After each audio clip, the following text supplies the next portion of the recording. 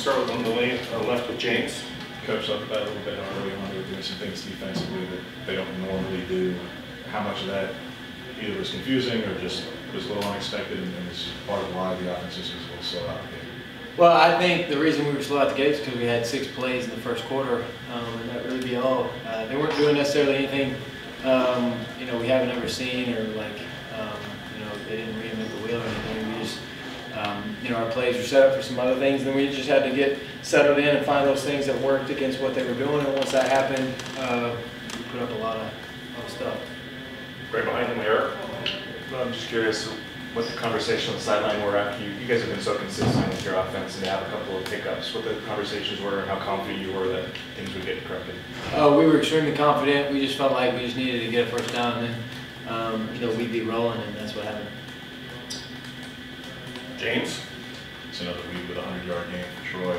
It's not like good luck trying to take away from one guy. How is it that you're able to keep getting the ball to him despite every defense wanting to take him away? Well, I think it's to credit to those other receivers and tight ends playing out there. They can't just completely take away him, or they'll get hurt by somebody else. And we've shown that over and over and over. And Troy's strengths are really good. He's great in one-on-one situations. He just finds a way somehow to make that explosive play a game, and really just help himself out with the yards total. But everybody else, I felt like as receivers and tight ends, everybody contributed today. Everybody played a key role, and the ball was just being, spit out to a bunch of different people. Back left, Rob. No game now this next week. What do you think is the most important thing for you guys to get out of this? I think just growing as a unit, finding the details that we got to fix, and going this next week, making sure that we fix those so that we don't keep making consistent mistakes. Right in front of him, Eric. Yeah. Jordan James stepping into a little bit of a different role and kind of showing more of the complete package that he is as a back. Just what did you see from him? And he did score the first touchdown and kind of get you guys going. Yeah, he did really well. He contributes when his number's called. He's a great, next guy up after Bucky, and those two guys are obviously filling a bigger role now. With Noah's unfortunate circumstance, but those guys are ready to fill that role, and they're really good running backs.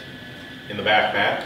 But would you just like about the throw, T-Ferg, why did you like that play? Would you like that matchup to throw them? Well, we've been practicing that play for a while, just heavy play action. Felt like he would pop in the back, and that's what happened. DB had blind eyes, and Ferg went up, made a heck of a catch. And, that's the kind of stuff that Ferg is capable of doing. We just got to find, ways to get him the ball.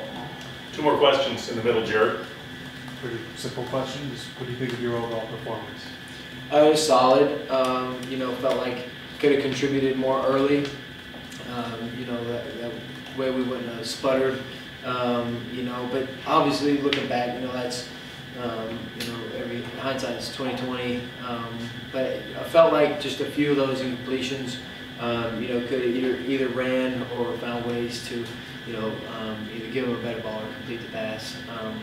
But that's one thing that one of my goals is just play extremely efficient and keep the ball off the ground, get the ball out to where it's supposed to get to. I felt like I was confident going into the game, and then when they, as we adjusted, as we got throughout the second quarter and things settled down, I felt like I got my eyes back where they were supposed to get to, and just make sure that I was seeing things the right way, and making sure that each play was had a life of its own, and go out there and execute it to the best of my ability. Obviously, you always you miss a few and you want to go back to a few, but fortunately for us, a win's a win, and 5-0 start is exactly what you prepare for. So I'm not going to complain about that. Last question on the left, James. You've literally started more games than any other quarterback in college football. What does this next one mean for maybe 2 weeks about the top 10 matchup, this rivalry, last year's game, and the late injury to you, 2 Heisman contending quarterbacks? What does this stage that you're about to be on mean to you? Well, I think it's the most important game because it's the next one, and each game has a life of its own. Each game has to be treated like it's the Super Bowl, and it's a good thing for us that, you know, we can kind of reset with this off week and can go into it, you know, fresh and ready to go. But I believe they're in the same boat. So, you know, it's going to be an all-out battle. It's going to be an all-out brawl, you know, especially after last year and especially how both teams have started this year. You know, I'm extremely excited about it. I know they are too. But, you know, for us, it's the next thing. It's the next 20 miles of our march. And so how can we go about it? How can we, you know, do it as efficiently and, you know, as good as we can do it? And this is a big week for us. Everybody's going to be excited, but you got to keep the main thing the main thing. You got to go out there and play 11 on 11, and you got to execute when your number's called. And, you know, at the end of the day, it's just, I believe in games like this, it's who can, you know, execute the longest, who can execute 4 quarters, because it's going to come down to a play or two, and you know which side's going to make it, and you know it's up to us to make sure we put ourselves in position to make those plays. Thanks, Bo. Thank you guys. Appreciate it.